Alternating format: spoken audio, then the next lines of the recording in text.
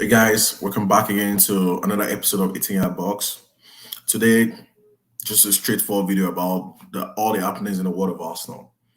And the very first thing I have here is congratulations to Emil Smith Rowe on the 21 Euros 2023 champion.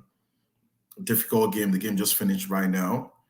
Not the best game of football, but they were able to bring the cup home, and honestly, I don't really care, but it's good for the development of Emil Smith Rowe. It's good that he's got some games in his legs. He's practically missed the whole season of football, not even season. When you're talking about 13 months of football, really. He's barely played any games, so he needs the games. Hopefully, he's able to recover completely and join for preseason. Preseason games are very, very pivotal for the development of this footballer. He needs to be involved either in the left eight or as a left attacking player. We need Emil Smith Rowe for next season. So congratulations to the young Lions and our lovely Emil Smith Rowe. Rice and Timber. The rumor going around is Rice and Timber passed their medical test yesterday. Timber in the morning and Rice in the afternoon. I'm sure in the next couple of days we'll get videos because they would have been recording some media things, and I hope it's going to be some nice things for us to see. Declan Rice, and we're going to use the Timber to get a rice cook. We are cooking this season. We're on fire. Yesterday we played a 1-1 against Watford, an indoor game. Fellow team, I think Watford is in London. This has become a continuous team that we've been doing throughout the last 3 years. I think we keep playing games against Watford, internal games for our preseason, so that we definitely have a relationship going on there, a very amicable relationship. Hopefully, Watford can produce brilliant players that we can buy in the future. Players of like Declan Rice level, we don't have to pay £105 million for. But the joke is on me, but I think that's never going to happen. But great game. I had Aquino scored. Good for him, but I don't think he's going to be there for the next season. He's probably going out on loan. And just a nice game to have. Nice news. We don't have any pictures or videos from those games. You can see Ben White right there, but that's about it. Now, links to Mehdi Terami of FC Porto. This, I don't really understand it. He's 30 years old. He scored about 31 goals last season. He's about 6'1".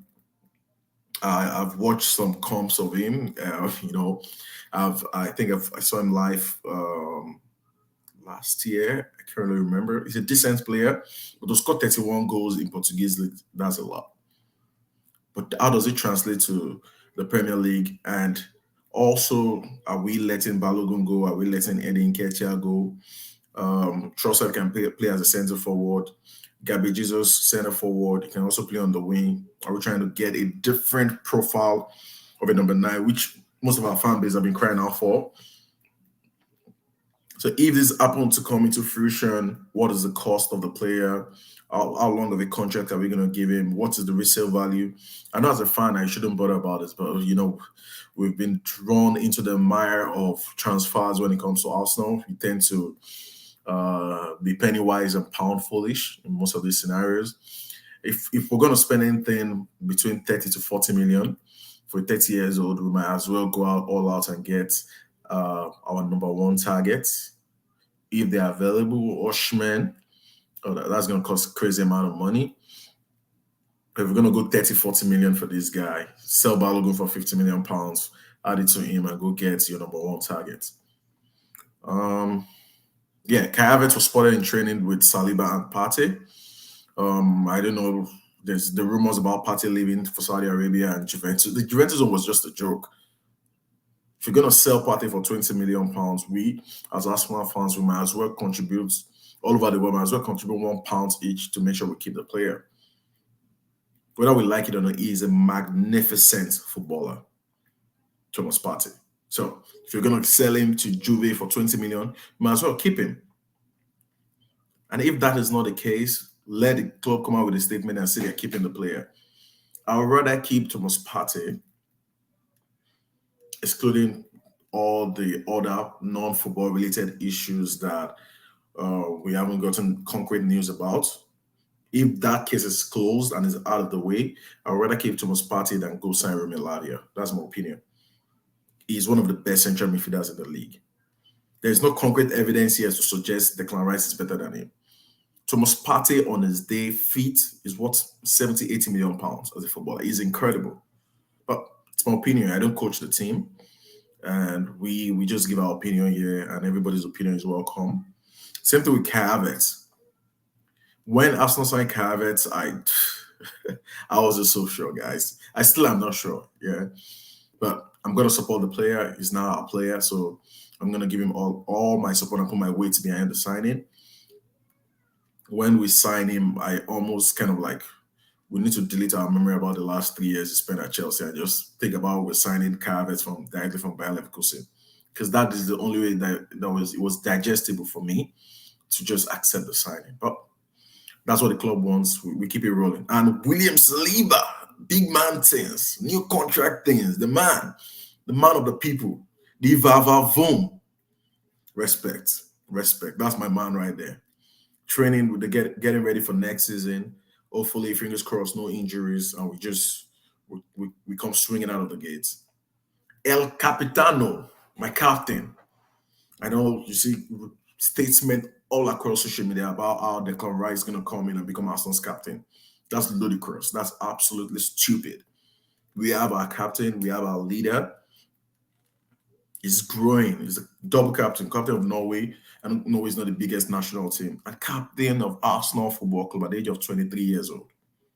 Come on, guys. We're putting our weight behind him. Rice can come in and be the vice captain. He's English. It's always very beautiful to have an English captain. Number of things that Harry Kane gets away with. Number of penalties he gets served. Number of fouls he commits. I remember foul against Liverpool, Arsenal, red card offense. Harry Kane. Referees never carded him. So maybe I get people who want Declan Rice to be our captain, but this is the man. This is the man we've put our weight behind. This is our technical leader. And leadership now is not just about physicality, how much you can shout, how much you can run. We can also have our tactical leader, our physical leader, and people like Declan Rice on the team. Gabriel Magalhaes in the defense. Gabriel is the leader of the defense. I know Saliba is the best defender at the club, but Gabriel is the one that shouts, is the one that leads, is the one that organizes. So you have it there. You have various captains in various departments of the team, but we have only one leader, and it's El Capitano Martin Odegaard. Granit Xhaka on leaving. Granit Xhaka, speaking of leaving Arsenal, there was speculation everywhere that my wife was no longer happy in England, which is very, very stereotypical when it comes to footballers. They tend to go where their wife wants them to go. If you can influence a footballer's wife, yeah, you have half of the deal done. That is not at all true. The fact is that as a person, I'm always interested in new challenges. After 7 years, the time has come for something completely new. The league is not new, but the club is. During the talks with Simon, the sporting director, and Xabi Alonso, I felt that the long-term project at Leverkusen was worthwhile and that it was 100% in line with me. Yeah, you got a 5 years contract. It's 30 years, it'll be 35, decent wage. I'm sure it's going to be on the same wages that he left. It's incredible. Germany, he wants to play there, cool weather, great place to live. You know, his kids have lived there before. His wife loves there. Come on, guys. Like, it is what it is. Right? Granit Xhaka, you've gone with our blessing. You've been able to repair the damaged relationship that we had with the fan base. So we're not bothered about it. We're trying to move forward. We're happy for you. Move forward. If we meet in the Champions League, we wipe the floor with you guys and we knock you out. That is the intention. The intention is to move forward, get better players in those positions, and keep it moving, guys. I'll have some other videos set up for you guys. There's some very interesting content I'll be bringing up. So don't forget to like and subscribe to the video. Like, please. The algorithm loves some like. And do have a blessed and wonderful rest of your day. Goodbye. God bless.